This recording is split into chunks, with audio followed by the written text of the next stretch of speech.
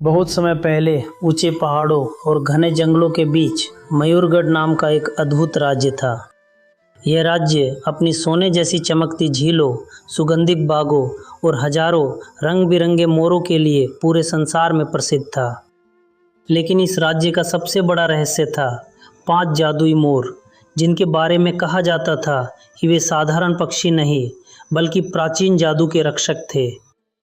हर पूर्णिमा की रात वे पांचों मोर राजमहल के पीछे बने चांद सरोवर के किनारे नृत्य करते थे। उनके पंखों से निकलने वाली नीली, सुनहरी और हरी रोशनी पूरे राज्य को आशीर्वाद देती थी। जब तक वे पांचों मोर साथ रहते, मयूरगढ़ में सुख, शांति और समृद्धि बनी रहती। इसी राज्य में रहती थी एक सुंदर, दयालु और साहसी राजकुमारी, राजकुमारी मीरा। उसकी सबसे अनोखी बात यह थी कि बचपन से ही वह मोरों की भाषा समझ सकती थी। वह घंटों उनके साथ बातें करती, उनके दुख सुख सुनती और जंगल में घायल पक्षियों की सेवा करती। राजा और रानी उसे बहुत प्रेम करते थे, लेकिन उन्होंने उससे एक बड़ा रहस्य छिपा रखा था। राजमहल की सबसे पुरानी दासी अक्सर मीरा को देखकर आंसू बहाती और कहती, जिस दिन सच सामने आएगा उस दिन तुम्हारी पूरी दुनिया बदल जाएगी। मीरा को समझ नहीं आता कि वह ऐसा क्यों कहती है। एक दिन पूर्णिमा की रात जब पांचों मोर चांदनी में नृत्य कर रहे थे, तभी सबसे बड़ा सफेद मोर धीरे धीरे उसके पास आया। उसने अपनी चोंच से एक चमकता हुआ नीला पंख मीरा के हाथ में रख दिया। जैसे ही मीरा ने वह पंख पकड़ा, उसके सामने एक अद्भुत दृश्य उभर आया। उसने देखा कि कई वर्ष पहले एक भयानक काला जादूगर मयूरगढ़ पर हमला कर रहा था। तभी पांचों जादुई मोरों ने अपनी सारी शक्ति मिलाकर उस दुष्ट को पत्थर की कैद में बंद कर दिया था। लेकिन उस युद्ध में एक भविष्यवाणी भी हुई थी। जब राजकुमारी 18 वर्ष की होगी, तब पांचों मोरों का रहस्य फिर जागेगा। यदि राजकुमारी ने साहस, दया और सच्चे प्रेम का मार्ग चुना तो राज्य हमेशा सुरक्षित रहेगा। लेकिन यदि वह असफल हुई तो पत्थर में कैद अंधकार फिर से लौट आएगा। मीरा यह देखकर स्तब्ध रह गई। उसे पहली बार एहसास हुआ कि उसका जीवन किसी साधारण राजकुमारी जैसा नहीं, बल्कि पूरे राज्य की किस्मत से जुड़ा हुआ है। उसी समय जंगल की गहराइयों से एक रहस्यमयी काली हवा उठी और दूर पहाड़ की चोटी पर बनी पत्थर की कैद में पहली दरार दिखाई दी। रात गहराती जा रही थी। महल के ऊपर फैली चांदनी अचानक फीकी पड़ने लगी। पांचों जादुई मोर बेचैन होकर अपने विशाल पंख फैलाने लगे। उनकी मधुर आवाज अब चेतावनी जैसी लग रही थी। सबसे बड़े सफेद मोर ने मीरा को जंगल के बीच बने एक प्राचीन मंदिर की ओर चलने का संकेत दिया। मीरा बिना किसी को बताए उसके पीछे चल पड़ी। घना जंगल जैसे जैसे गहरा होता गया, चारों ओर नीली रोशनी चमकने लगी। कुछ ही देर बाद वह एक विशाल पत्थर के मंदिर के सामने पहुंची। मंदिर के द्वार पर 5 मोरों की आकृतियां बनी थीं और बीच में एक चमकता हुआ चिन्ह था। जैसे ही मीरा ने अपना हाथ उस चिन्ह पर रखा, भारी पत्थर का द्वार अपने आप खुल गया। अंदर एक वृद्ध साधु ध्यान में बैठे थे। उनकी लंबी सफ़ेद दाढ़ी जमीन तक पहुंच रही थी और उनकी आंखों में वर्षों का ज्ञान झलक रहा था। उन्होंने मुस्कुराकर कहा, आखिर तुम आ ही गई राजकुमारी। मैं कई वर्षों से तुम्हारा इंतजार कर रहा था। मीरा हैरान रह गई। आप मेरा नाम कैसे जानते हैं? साधु बोले, क्योंकि तुम्हारे जन्म के समय मैं भी वहां मौजूद था। तुम्हें लगता है कि तुम केवल मयूरगढ़ की राजकुमारी हो, लेकिन सच इससे कहीं बड़ा है। उन्होंने मंदिर की दीवार पर हाथ रखा। तुरंत वहां एक जादुई चित्र उभर आया। चित्र में मीरा की माँ दिखाई दी। उनकी गोद में एक नन्ही बच्ची थी और उनके चारों ओर वही 5 जादुई मोर खड़े थे। साधु बोले, तुम्हारे जन्म के समय पांचों मोरों ने अपनी दिव्य शक्ति का एक एक अंश तुम्हारी आत्मा में छिपा दिया था।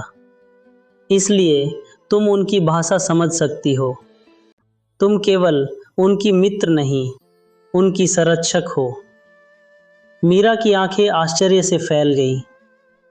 लेकिन ऐसा क्यों किया गया? साधु ने गंभीर स्वर में कहा, क्योंकि काला जादूगर अभी पूरी तरह नष्ट नहीं हुआ। उसकी आत्मा पत्थर की कैद में बंद है। यदि वह बाहर निकल आया तो सबसे पहले वह पांचों मोरों की शक्ति छीनने की कोशिश करेगा। उसी क्षण मंदिर जोर से कांप उठा। बाहर से भयावह हंसी सुनाई दी। हा हा हा, बहुत देर कर दी तुम लोगों ने। मेरी कैद की पहली जंजीर टूट चुकी है। पूरा जंगल अंधेरे में डूब गया। पेड़ सूखने लगे, फूल मुरझाने लगे और पक्षियों की आवाजें एकदम बंद हो गई। पांचों मोर तुरंत मंदिर के बाहर आ गए। उन्होंने अपने चमकते पंख फैलाकर मीरा के चारों ओर सुरक्षा का घेरा बना दिया। लेकिन तभी आसमान से काले धुएं का एक विशाल तूफान उतरा। उस धुएं के बीच दो लाल चमकती आंखें दिखाई दी। काला जादूगर अभी पूरी तरह आजाद नहीं हुआ था, लेकिन उसकी छाया पहले ही मयूरगढ़ तक पहुंच चुकी थी। वह गर्जा, राजकुमारी, अगर तुम्हें अपने राज्य और इन पांचों मोरों को बचाना है तो पहले 5 दिव्य रत्न खोज कर लाओ। अगर पूर्णिमा से पहले तुम असफल हुई तो यह पूरा राज्य हमेशा के लिए अंधकार में डूब जाएगा। यह कहकर काला धुआं हवा में विलीन हो गया। मीरा ने दृढ़ निश्चय के साथ पांचों मोरों की ओर देखा और कहा, मैं किसी भी कीमत पर अपने राज्य की रक्षा करूंगी, चाहे मुझे दुनिया के आखिरी छोर तक क्यों ना जाना पड़े। अगली सुबह एक नए और खतरनाक सफर की शुरुआत होने वाली थी। सुबह की पहली किरण के साथ ही मयूरगढ़ के महल में हलचल मच गई। रात भर चले अजीब तूफान ने पूरे राज्य को डरा दिया था। कई पेड़ों की पत्तियां काली पड़ चुकी थी। चांद सरोवर का पानी पहले जैसा चमक नहीं रहा था। और सबसे हैरानी की बात यह थी कि पूरे राज्य में एक भी मोर की आवाज सुनाई नहीं दे रही थी। राजा ने तुरंत राजसभा बुलाई। यह कोई साधारण घटना नहीं है, राजा ने गंभीर स्वर में कहा। लगता है कोई प्राचीन शक्ति फिर से जाग उठी है। मीरा सब कुछ जानती थी, लेकिन उसने अभी तक किसी को मंदिर वाली बात नहीं बताई। उसे समझ आ गया था कि जब तक पांचों दिव्य रत्न नहीं मिलते, किसी को सच्चाई बताना ठीक नहीं होगा। उसी समय पांचों जादुई मोर महल के आंगन में उतर आए। उन्होंने अपनी चोंच से जमीन पर एक चमकता हुआ नक्शा बना दिया। नक्शे में 5 अलग अलग स्थान दिखाई दे रहे थे। पहला था क्रिस्टल वन, दूसरा सुनहरी गुफाओं का पर्वत, तीसरा नील सरोवर, चौथा भूला हुआ आकाश मंदिर और 5वां स्थान धुएं से ढका हुआ था, जिसे कोई भी साफ नहीं देख पा रहा था। सफ़ेद मोर ने मीरा की ओर देखा, मानो कह रहा हो, यात्रा यहीं से शुरू होती है। मीरा ने साधारण कपड़े पहने, अपना धनुष और एक छोटी तलवार ली और बिना किसी शाही पहचान के यात्रा पर निकल पड़ी। उसके साथ पांचों मोर भी उड़ चले। कई घंटों तक घने जंगल पार करने के बाद वे क्रिस्टल वन पहुँचे। वहाँ के पेड़ कांच की तरह चमक रहे थे। हवा चलती तो उनकी शाखाएं घंटियों जैसी मधुर ध्वनि करती। लेकिन उस सुंदर जंगल में एक अजीब सन्नाटा था। अचानक मीरा को किसी बच्चे के रोने की आवाज़ सुनाई दी। वह दौड़कर वहां पहुंची तो देखा कि एक छोटा हिरन जादुई कांटों में बुरी तरह फंसा हुआ था। सफ़ेद मोर ने धीरे से सिर हिलाया। मीरा समझ गई कि यह उसकी पहली परीक्षा है। यदि वह सीधे रत्न खोजने चली जाती तो शायद समय बच जाता, लेकिन उसने बिना सोचे अपना हथियार नीचे रख दिया और हिरन को छुड़ाने लगी। कांटों ने उसके हाथों को घायल कर दिया। खून की बूंदें जमीन पर गिरने लगी। दर्द बहुत था, फिर भी उसने हार नहीं मानी। कुछ देर बाद हिरन आज़ाद हो गया। जैसे ही वह भागा, पूरा क्रिस्टल वन तेज रोशनी से चमक उठा। हिरन धीरे धीरे बदलने लगा और उसकी जगह एक दिव्य वन रक्षक प्रकट हुआ। उसने मुस्कुराकर कहा, राजकुमारी, तुमने साबित कर दिया कि तुम्हारे लिए शक्ति से पहले दया का महत्व है। यही पहला गुण है जो पांचों रत्नों के योग्य बनाता है। उसने अपना हाथ आगे बढ़ाया। हवा में एक चमकता हुआ नीला क्रिस्टल रत्न प्रकट हुआ। जैसे ही मीरा ने उसे अपने हाथ में लिया, पांचों मोरों के पंख पहले से कहीं अधिक चमकने लगे। लेकिन उसी क्षण दूर पहाड़ों से भयानक गर्जना सुनाई दी। आकाश काला पड़ गया। काले जादूगर की आवाज़ गूंजी, एक रत्न मिल गया, लेकिन अभी 4 बाकी हैं और अगली परीक्षा में तुम्हारा सामना मेरे सबसे खतरनाक प्रहरी से होगा। दूर सुनहरी गुफाओं के द्वार अपने आप खुलने लगे और उनके भीतर से 2 विशाल लाल आंखें चमक उठीं। सुनहरी गुफाओं के विशाल द्वार धीरे धीरे खुलने लगे। भीतर से गर्म हवा का तेज झोंका निकला, मानो सदियों से बंद कोई रहस्य अब जाग उठा हो। मीरा ने अपनी तलवार मजबूती से पकड़ ली। पांचों जादुई मोर उसके चारों ओर उड़ते हुए उसे सावधान रहने का संकेत देने लगे। जैसे ही वह गुफा के भीतर पहुंची, दीवारों पर जड़े सुनहरे पत्थर अचानक चमक उठे। उनकी रोशनी में पूरा रास्ता जगमगाने लगा। लेकिन कुछ ही कदम आगे बढ़ते ही चारों ओर गहरा सन्नाटा छा गया। अचानक जमीन जोर से कांपी। गुफा के बीचों बीच एक विशाल पत्थर की मूर्ति खड़ी थी। उसकी आंखें बंद थी, हाथ में सुनहरी गदा थी और शरीर पर प्राचीन कवच चमक रहा था। मीरा ने धीरे धीरे आगे कदम बढ़ाया। तभी मूर्ति की आंखें लाल हो गई। भारी आवाज गूंजी, जो भी इस गुफा में दूसरे दिव्य रत्न के लिए आता है, उसे पहले अपने हृदय की सच्चाई साबित करनी होगी। अगले ही पल पत्थर का प्रहरी जीवित हो गया। उसकी ऊंचाई महल की दीवारों जितनी थी। उसने अपनी गदा जमीन पर मारी तो पूरी गुफा हिल उठी। मीरा ने तलवार निकाली, लेकिन सफ़ेद मोर ने तुरंत उसके सामने आकर अपने पंख फैला दिए। वह मानो कह रहा था, युद्ध अंतिम रास्ता है, पहले बुद्धि का प्रयोग करो।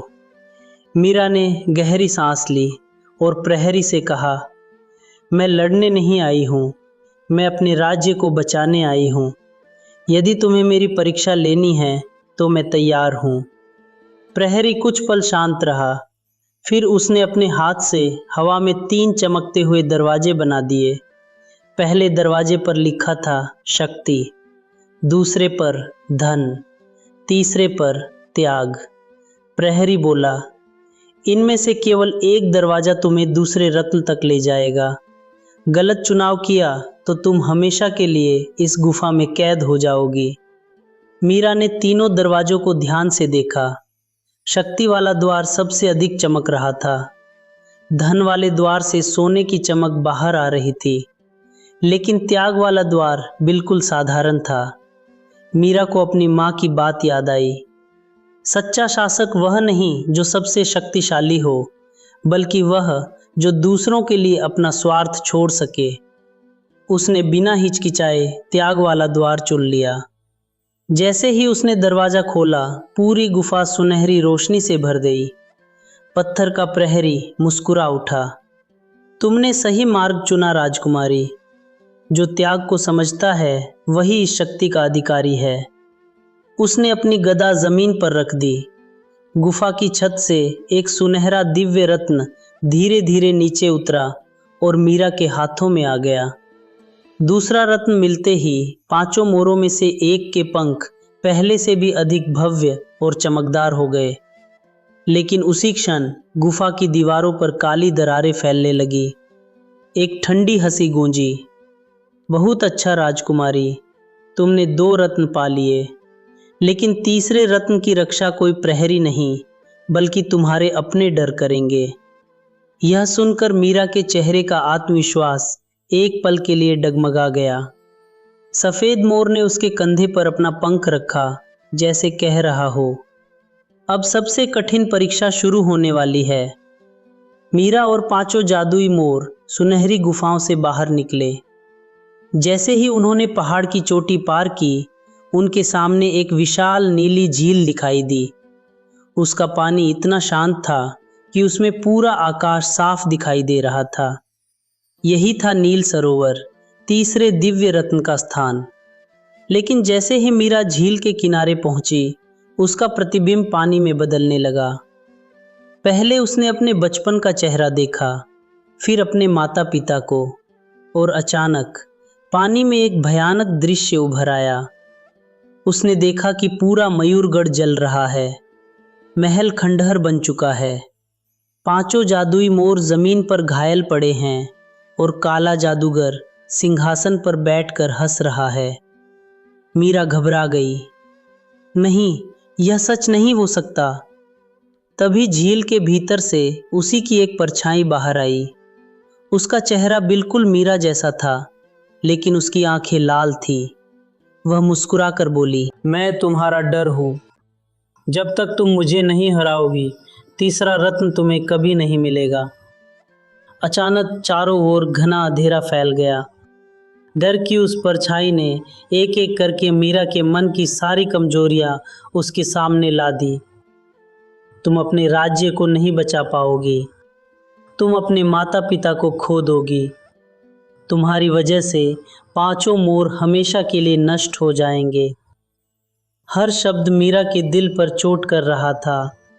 कुछ पल के लिए उसकी आंखों में आंसू आ गए, लेकिन तभी पांचों मोर एक साथ उसके चारों ओर आकर खड़े हो गए।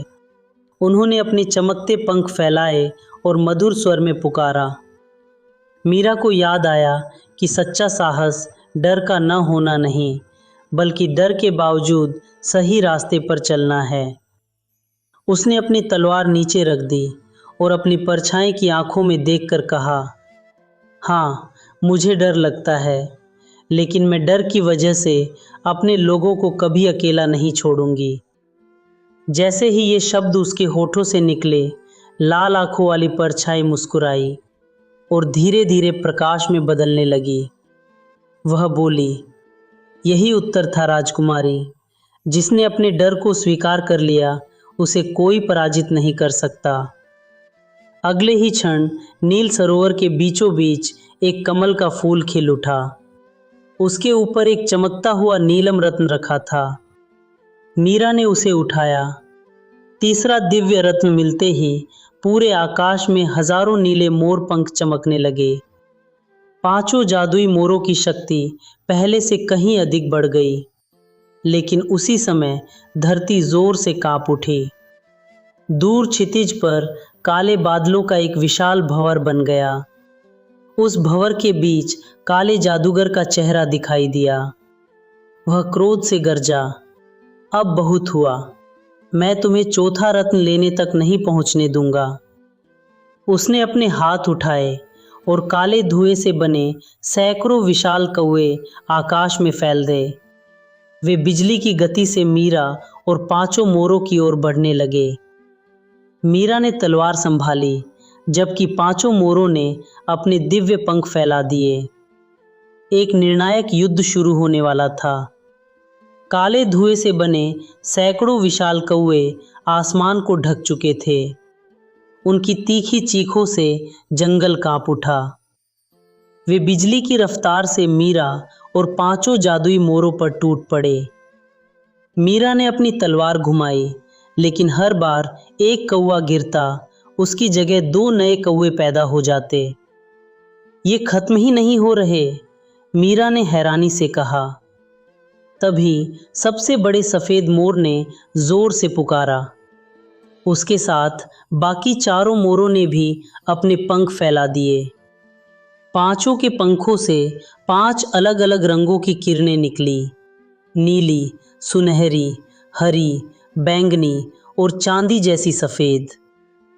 वे किरणें मिलकर एक विशाल मोरपंख ढाल बन गई। जैसे ही काले कौवे उससे टकराए, वे धुएं में बदलकर गायब होने लगे। लेकिन यह जीत ज्यादा देर नहीं टिक सकी। आसमान अचानक फट गया और उसके बीच से एक विशाल काला अजगर उतर आया। उसकी आंखें अंगारों की तरह लाल थीं और उसके पंखों से काला धुआं निकल रहा था। काला जादूगर हंसते हुए बोला, "यह मेरा सबसे शक्तिशाली सेवक है, अंधकार नाग। इसे आज तक कोई नहीं हरा पाया।" अंधकार नाग ने आग जैसी काली लपटें छोड़ी। पूरा जंगल जलने लगा। पेड़ एक एक करके गिरने लगे। जानवर डरकर भागने लगे। मीरा ने देखा कि आग की लपटों में एक छोटा हिरन और उसकी मां फंस गए हैं। यदि वह युद्ध लड़ती तो शायद नाग को रोक सकती थी, लेकिन यदि वह पहले जानवरों को बचाती तो नाग और भी शक्तिशाली हो जाता। कुछ क्षणों के लिए मीरा दुविधा में पड़ गई। फिर उसने बिना देर किए अपनी तलवार नीचे रखी और आग की ओर दौड़ पड़ी। उसने अपनी जान की परवाह किए बिना हिरन और उसकी मां को सुरक्षित बाहर निकाल लिया। यह देखकर पांचों मोर मुस्कुरा उठे। उसी समय आकाश से एक दिव्य प्रकाश उतरा। उस प्रकाश से एक विशाल सुनहरा मोर प्रकट हुआ। उसके पंखों की लंबाई पूरे महल जितनी थी और उसकी आंखों में अपार करुणा थी। उसने कहा, "राजकुमारी मीरा, तुमने फिर साबित कर दिया कि तुम्हारे लिए शक्ति से पहले दया का महत्व है। यही सच्चे शासक की पहचान है।" सुनहरे मोर ने अपने एक पंख से अंधकार नाग को छुआ। क्षण भर में उसका सारा काला जादू समाप्त हो गया। विशाल नाग धीरे धीरे पत्थर की मूर्ति बन गया और फिर धूल में बदलकर हवा में बिखर गया। काला जादूगर क्रोध से चीख उठा, "नहीं, यह असंभव है।" सुनहरा मोर बोला, "अब समय आ गया है कि राजकुमारी चौथा रत्न प्राप्त करे।" उसने अपने पंख फैलाए और दूर आकाश की ओर संकेत किया। बादलों के ऊपर इंद्रधनुष की रोशनी में एक प्राचीन मंदिर दिखाई दिया, आकाश मंदिर। वहीं चौथा दिव्य रत्न छिपा था, लेकिन मंदिर के चारों ओर काले तूफानों का घेरा था और उसके सबसे ऊंचे शिखर पर स्वयं काला जादूगर उनका इंतजार कर रहा था। मीरा ने गहरी सांस ली। उसे समझ आ गया कि अब तक की सारी परीक्षाएं केवल तैयारी थी। असली युद्ध अब शुरू होने वाला था। आकाश मंदिर तक पहुंचना आसान नहीं था। वह बादलों के ऊपर हवा में तैरता हुआ एक प्राचीन मंदिर था। वहां पहुंचने का एकमात्र रास्ता इंद्रधनुष से बना जादुई पुल था, जो केवल सच्चे और निडर हृदय वाले व्यक्ति के लिए दिखाई देता था। जैसे ही मीरा और पांचों जादुई मोर उस पुल पर चले, चारों ओर तेज हवाएं चलने लगी, बिजली चमकने लगी और काले बादल उनका रास्ता रोकने लगे। लेकिन पांचों मोरों के चमकते पंखों ने उनके चारों ओर सुरक्षा का एक दिव्य घेरा बना दिया। कुछ देर बाद वे आकाश मंदिर के विशाल द्वार तक पहुंच गए। मंदिर पूरी तरह सफेद संगमरमर से बना था। उसकी दीवारों पर हजारों मोरों की सुंदर आकृतियां उकेरी गई थी। बीचों बीच एक विशाल सिंहासन था, जिसके ऊपर एक चमकता हुआ चौथा दिव्य रत्न हवा में तैर रहा था। मीरा जैसे ही उसकी ओर बढ़ी, पूरा मंदिर कांप उठा। अचानक काले धुएं का एक भयंकर भंवर उठा और उसमें से काला जादूगर प्रकट हो गया। उसकी लंबी काली चादर हवा में लहरा रही थी। हाथ में काला दंड था और उसकी आंखें आग की तरह चमक रही थी। वह जोर से हंसा, "राजकुमारी मीरा, तुमने मेरी उम्मीद से ज्यादा दूर तक सफर तय कर लिया, लेकिन अब यह यात्रा यही समाप्त होगी।" उसने अपना दंड जमीन पर मारा। तुरंत मंदिर के चारों ओर काली जंजीरें उभर आईं और उन्होंने चारों मोरों को बांध लिया। केवल सफेद मोर किसी तरह उड़कर मीरा के पास आ सका। मीरा ने तलवार निकाल ली। काला जादूगर बोला, यदि तुम्हें अपने साथियों की जान प्यारी है तो तलवार नीचे रख दो। मीरा कुछ पल के लिए रुक गई। वह अपने मित्रों को खतरे में नहीं डालना चाहती थी, लेकिन तभी सफ़ेद मोर ने उसकी ओर देखकर धीरे से सिर हिलाया, जैसे कह रहा हो, बुराई के सामने कभी हार मत मानना। मीरा ने अपनी आंखें बंद की। उसे साधु की बात याद आई। सच्ची शक्ति हथियार में नहीं, बल्कि हृदय के साहस में होती है। उसने तलवार नीचे रख दी, लेकिन हार मानने के लिए नहीं। उसने दोनों हाथ जोड़कर 5 मोरों के नाम पुकारे। उसी क्षण उसके पास मौजूद 3 दिव्य रत्न तेजी से चमकने लगे। नीला, सुनहरा और नीलम रत्न एक साथ आकाश में उठे और उनकी रोशनी पूरे मंदिर में फैल गई। काली जंजीरें एक एक करके टूटने लगी। चारों मोर आज़ाद हो गए। 5 जादुई मोरों ने एक साथ अपने विशाल पंख फैलाए। उनकी संयुक्त शक्ति सीधे चौथे रत्न पर पड़ी। रत्न चमका और स्वयं उड़कर मीरा के हाथों में आ गया। जैसे ही चौथा रत्न मिला, मंदिर की छत खुल गई। आकाश से एक दिव्य आवाज़ गूंजी, राजकुमारी मीरा, तुमने साहस, दया, त्याग और सत्य चारों परीक्षाएं पूरी कर ली हैं। अब केवल अंतिम रत्न शेष है। काला जादूगर क्रोध से कांप उठा। उसने अपनी पूरी शक्ति इकट्ठी की और गरज कर बोला, तो फिर अंतिम युद्ध होगा, उस स्थान पर जहां तुम्हारे जन्म का सबसे बड़ा रहस्य छिपा है। इतना कहकर वह काले धुएं में बदल गया। उसी समय 5 मोरों ने आसमान की ओर उड़ान भरी। दूर क्षितिज पर एक रहस्यमय द्वीप दिखाई दिया, जो बादलों और सुनहरी रोशनी से घिरा हुआ था।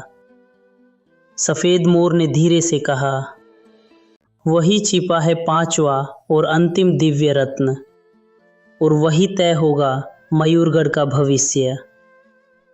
रहस्यमय द्वीप धीरे धीरे उनके सामने आने लगा।